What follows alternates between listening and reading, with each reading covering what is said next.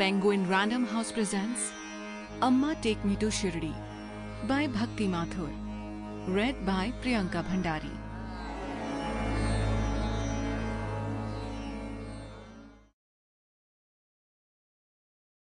Please refer to the supplemental PDF to view the images and additional information provided for each chapter in the book. For Anurag, Shiv and Veer. Author's note. The Amma Take Me series is an attempt to introduce children to the major Indian religions and faiths through their important places of worship. Styled as the travelogues of a mother and her two young children, these books link history, tradition and mythology to bring alive the major temples, churches, mosques and mausoleums of India in an engaging and non-preachy way. The stories emphasize universal values and the message of love and tolerance central to all faiths. I hope that this journey of Amma and her children will inspire you to embark on your own travels with your children. And I hope that you will enjoy reading these books as much as I enjoyed writing them. Lastly, these works are a reflection of my personal interpretation of the faith and traditions that these timeless monuments represent. I'm far from being an authority on religion or on Indian religious history. And while I have made every effort to ensure that the factual and historical information in these books is correct, I do not assume and hereby disclaim any liability to any party for any loss, damage or disruption caused by errors or omissions.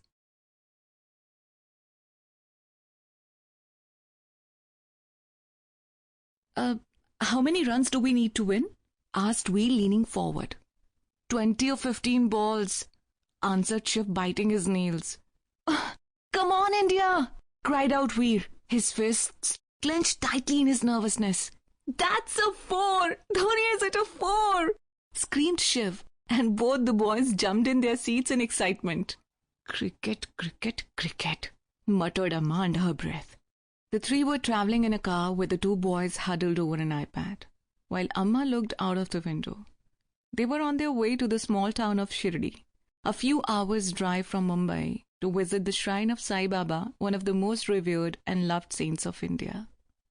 Can you two stop staring at the screen and look up for a few minutes? Scolded Amma. But the boys remained oblivious, not only to her glares but also to the scenery outside. The drive from Mumbai to Shirdi was taking them up and through the picturesque northern half of the Western Ghats, the series of mountain ranges that run all along the western coast of the Indian peninsula.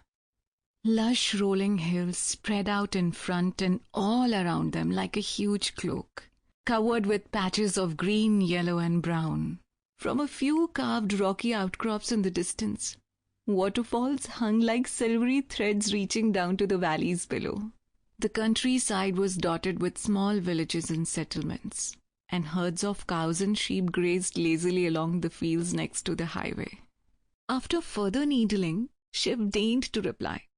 Wait, Amma, it's the last over, he said, staring intently at the screen. And there's the winning run, shouted Veer a few minutes later, raising his arms in the air in victory. Amma, we beat New Zealand by 7 wickets, and Dhoni scored 50 runs, said Shiv.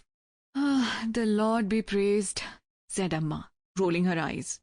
Now can you look out and see what you've been missing? Their car had now started climbing up a winding uphill section of the highway. Veer, look, said Shiv, pointing to ivory-coloured windmills that lined the tops of some hills in the distance. Wow, the hands of the windmill look like the hands of a giant clock, said Veer. The three spent the next 10 minutes taking in the scenes around them till Veer turned to Amma and asked, When are we going to reach Shirdi? In an hour or so, said Amma. What are we going to do till then? Groaned Shiv. The match is over. Maybe we can watch a movie, said Veer, looking up at Amma hopefully. No more screen time, said Amma firmly, as she took the iPad and put it in her bag. But Amma, complained Shiv. Shiv, look at that, said Veer, interrupting him. He was pointing to a large procession of people walking ahead in the distance, along the side of the road. Shiv rolled down the car window, and they could hear the rhythmic beats of the dhol as their car drew nearer. The excitement and fervour among the group was palpable. A few were playing the drums with great gusto. Some were chanting Om Sai Namo Namah Jai Jai Sai Namo Namah, while others were clapping enthusiastically. In the middle of the procession, a team of 4 men was walking with a golden palanquin, supported on their shoulders. The palanquin was draped with strings of marigolds on all 4 sides. Amma, what are they carrying? Asked Veer, straining his neck to take a closer look as they drove past the palanquin. In the center of the platform was a large white marble statue of a man seated on a pedestal. The figure was bedecked with bright green robe embroidered with gold motifs. A matching green cloth was tied across the forehead. A garland of marigold flowers rested around the idol's neck. They are devotees of Sai Baba and are carrying his idol, answered Amma. Did Sai Baba look like that? Asked Shiv. I like his bandana. Yes, no, said Amma. His face looks so real, just like him. But he never wore the soft silk clothes that he is dressed in here. He wore a simple white robe, which was torn and stitched up in so many places that it looked more like a patchwork. He begged for food every day, making his rounds with a begging bowl. His home was a dilapidated mosque where he spent most of his adult life. It still stands in Shirdi today, said Amma. Can we go and see it? Asked Veer, eagerly. Yes, said Amma. That is why we are going to Shirdi, to pay our respects at Baba's tomb in the Shri Samadhi Temple, and to see where and how Sai Baba lived. You can also see the clothes he wore and a few of his other belongings. The same clothes that he wore when he was alive? Asked Veer with a gasp. Yes, the same clothes, Veer.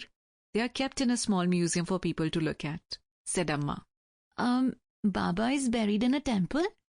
Asked Shiv, looking confused. I thought you said he lived in a mosque. That's a good question, Shiv, said Amma. To understand why, you'll have to hear the story of Baba's life first. Tell me, said Shiv. Before Amma could answer, Veer interrupted, saying, Where are these people going, Amma? To Shirdi, replied Amma. What? Said Shiv in disbelief. Are they walking all the way? That's so far. Yes, it is, said Amma, nodding her head. Shirdi is almost 240 kilometers from Mumbai. That is like walking 6 marathons. People walk for 7 to 8 hours every day and rest at night in guest houses along the way. It takes a week to reach Shirdi.